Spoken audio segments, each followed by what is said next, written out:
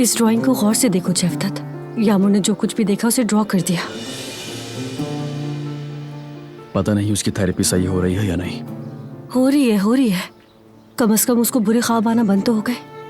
Doctor ने कहा है वो बेहतर हो रही है और थोड़ा बहुत उसने बोलना भी शुरू कर दिया है। पता नहीं दिलान मिलेगी या। काराबे खानदान देख लेना, हमारी दिलान को जरूर ढूंढ लेगा। इंशाल्लाह जवेरिया, इंशाल्लाह। लेकिन अब तक कोई इशारा तक नहीं मिला। हवेली पर जो कैमरे लगे हुए थे उससे भी कुछ पता नहीं चला। ये सब किसने किया है कुछ पता नहीं चल रहा है। कोई निशानी तक नहीं छोड़ी। बहुत प्रोफेशनल लोग हैं। तुम ये सब मत सोचो जफदत, हम काराबे खानदान की बात कर रहे हैं। ऐसा कुछ नहीं है जो वो नहीं कर सकते। जब उन्हें हमसे इंतकाम लेना था तो उन्हीं लोगों ने हमें ढूंढ निकाला था ना। तुम देख लेना, वो दिलान को भी ढूंढ निकालेंगे और बारान काराबे अपनी बीवी को कभी नहीं छोड़ेगा। वाकई नहीं छोड़ेगा जवेरिया? हाँ बिल्कुल नहीं छोड़ेगा। ये तुम्हारी जवेरिया कह रही है। मेरी जान।